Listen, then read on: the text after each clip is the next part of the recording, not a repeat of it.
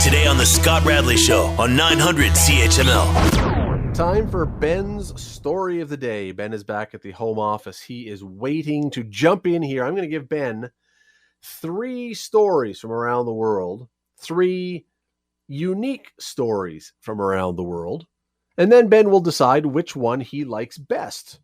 That will be his story of the day. So Ben, let us start. We almost never include this in Ben's story of the day. We're going to the celebrity file today. Ooh. A celebrity Ben story of the day offering comes to us from Barcelona, which is the proper way to say it. Not Barcelona, it's Barcelona. Just for those wondering, and my wife who always mocks me for that, but that's how you say it, I'm told.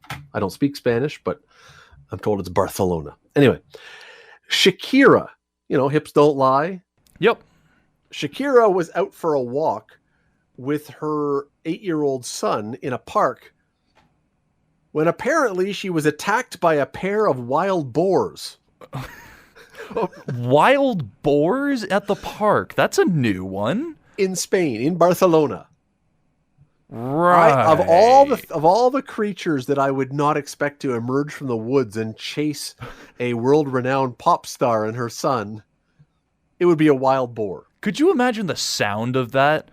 Like she's kind of mocked Her on the or internet. I guess all of the above, but like on the internet, she's kind of the female version of Arnold Schwarzenegger, where everybody kind of makes up the noises that they make. I could only imagine what Shakira running away from wild boar, the clutter of sounds. We need to have a Shakira impersonator give their best impression of Shakira fleeing a wild boar. I'm not even going to attempt it. That part I can do, but the other part, the Shakira part, no, I can't do that. That's a story. Story number 2. This one is just strange, and there's no explanation for this one. It's from Lithuania, where a guy quit alcohol a month ago. Hey, good for him, right? Good for him. He, if you're gonna, most people, I think it's a fair assumption that if you're quitting alcohol, it's because you have a problem with it. And so good for him for taking action to look after his health and try and get himself back on track. The downside, a lot of people who quit smoking or quit alcohol, they fill that void with something else. Yep. People who quit smoking often say they put on weight because now they're putting things in their mouth like where the cigarettes used to go or whatever else. Well, this guy filled his alcohol void with 1 kilogram of nails, screws, nuts, and knives that had to be surgically removed from his stomach. I don't even know how I respond to that. He's just like ingesting nails, screws, and knives? And nuts. Sorry, pardon me. Like the nuts, like the plumbing nuts, not a metal cashew. nuts, not a... Yes. Yeah, okay, so... How do you go from alcohol, like, is this a logical extension to go, I'm quitting alcohol, so the next thing, obviously, is eating metal?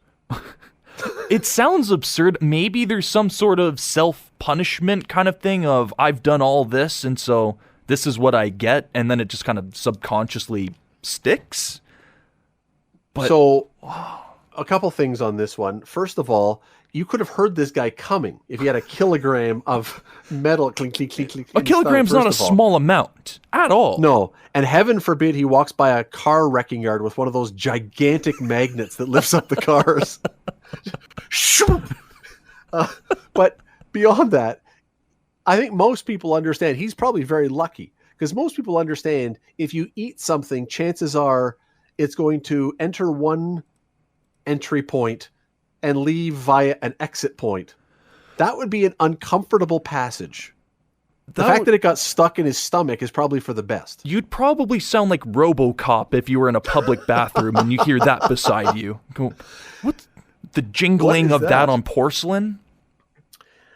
Story number 3, and this one is just too strange to believe that it's almost true, but I looked it up, and this is from BuzzFeed, which is generally a reasonably reliable thing, so I'm going to go with it being true. The story is, it came from online. This person, I guess, had told someone about it.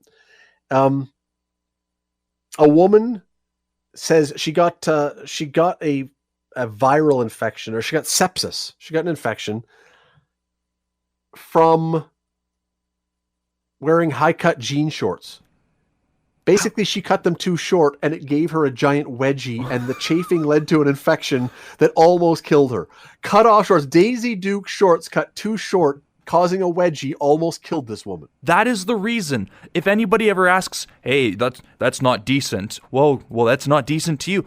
This is why. It is a health benefit to not have them too short.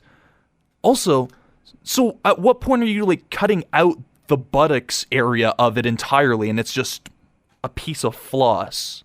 That's what it sounds like it was, because she's talking about it being the wedgie that nearly killed her. The atomic wedgie has nothing on this. The atomic wedgie, yeah, it's the bad part would be the near-death experience. The worst part would be having to explain to mom and dad why they had to come and get you in the ICU. Yeah. Really? Yeah. Or partner or whatever else. I need help. Why? I've got a wedgie. It's killed me. I mean, who could give themselves a wedgie that anyway? Do you think they have to call the fire department to cut you out of them? The jaws of life. They need the jaws of life to extract her from her wedgie shorts. The poor firemen. The stories they would tell. Will your story of the day, Ben, be Shakira being chased through a park in Barcelona by a wild boar? Will it be a Lithuanian man who had to be operated on to remove a pound of nuts, screws, nails, and knives from his stomach? The things that he took to after stopping drinking. Or will it be the woman in North Carolina who nearly died of an infection from her wedgie shorts? Wedgie shorts being... Could you imagine a medical, like the coroner's office having to issue a death certificate? Death wedgie. Death, cause of death.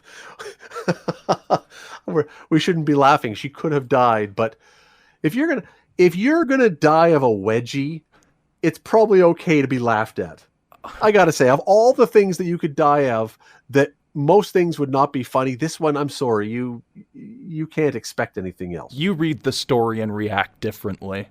Want to hear more? Download the podcast on iTunes or Google Play and listen to The Scott Radley Show. Weeknights from 6 to 8 on 900 CHML.